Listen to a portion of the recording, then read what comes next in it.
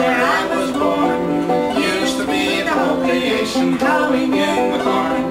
Then I'd work and then I'd sing so happy all the day, till Angelina Baker came and stole my heart away. Angelina Baker's gone. She left me here to weep a tear and beat on the old jawbone.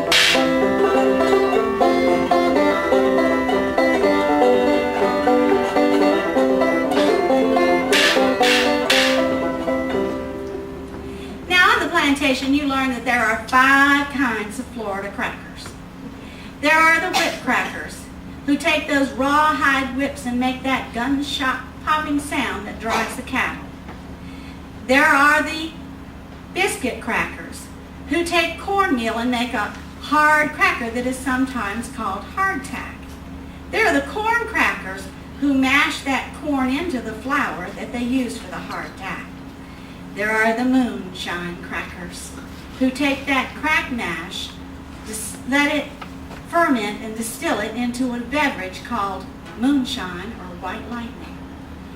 And finally, there are the wise crackers. Those referred to by Shakespeare and King John as one who has an abundance of superfluous breath. Now, Morgan Bonaparte Mizell was probably all 5 of those kinds of crackers. He was a cow hunter. Now, he wasn't a cattle baron like Jake Summerlin and those rich fellows who used to buy the cattle and sell them to the Cubans for Spanish doubloons. Instead, he was one of the cow hunters who would round up the cows and sell them to the cattle barons. Well, now, Bone Mizell stood 6 foot 5 inches tall, and his favorite place to hang out was the Arcadia Bar and Saloon. Now, he would come into the saloon every now and then and announce that he had found some strays and had sold them for a profit, and he would offer to order a round of drinks. Well, one time before the drinks even got delivered, the deputies came in and arrested Bone Mizell for stealing cattle. The judge who was presiding that day was Judge Ziba King. He was the very man from whom Bone had stolen those cattle. Bone knew that. So when the judge said, "How do you plead?" he said, looking directly at the jury, "Now look at here, Judge King. I done stole hundreds of cows and put your mark on them. Just 'cause I take a few for myself, you go and have me indicted. You just better get this whole deal nollie proceed pronto." And that is just what the judge did. Why, another time, Bone Mizell walked into the courtroom with his hat on. Well, the judge was so enraged at that lack of respect that he fined Bone Mizell $20 on the spot. Bone Mizell took 2 $20 bills out of his pocket, handed them to the judge, and said, "Your Honor, you'd better take 40, because I walked in here with my hat on, and I'm walking out the same way."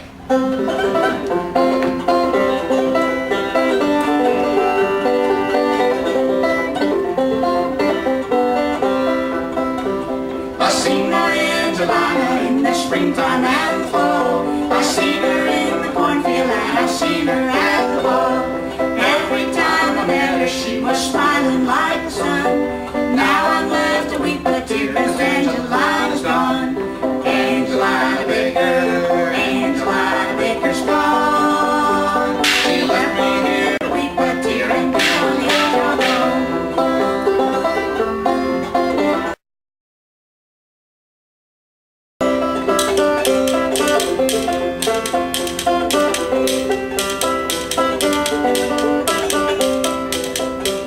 It's cold, dust and creosote, there ain't no more, that's all she wrote.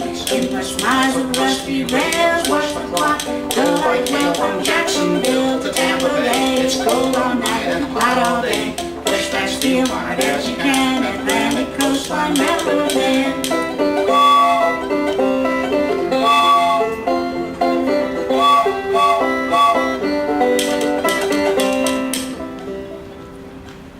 Well, young David came back from school and became both a businessman and a politician. He built a sugarcane plantation near Cedar Key. It was so large that they named the entire county for him, Levy County.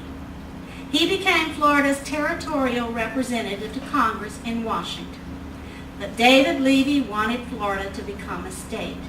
And so for the next 10 years, he argued, he lobbied, and he speechified, until in 1845, Congress admitted Florida as the 27th state. Naturally, young David was elected her first senator. He was so proud of that he decided to take his grandfather's old title. And so plain old David Levy of Cedar Key became David Levy Yulee of Florida.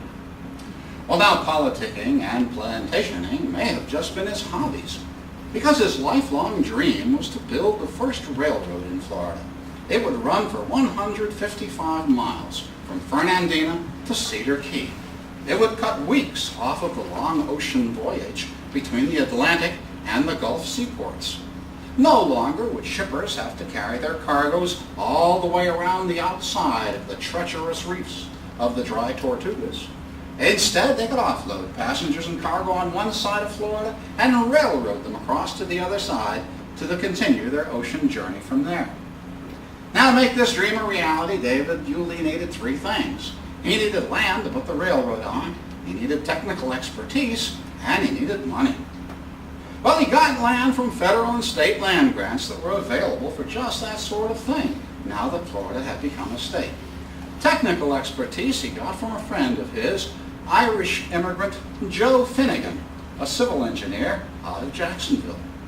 And Yulee and Finnegan got money from New York City investors. Well, it took them 10 years, and they went broke 2 or 3 times, but they finally did it.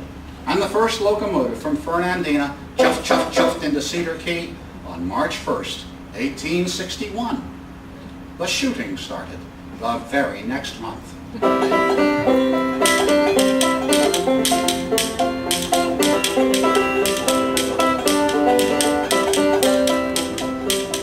Stand and turn around and shake the trees out of the ground.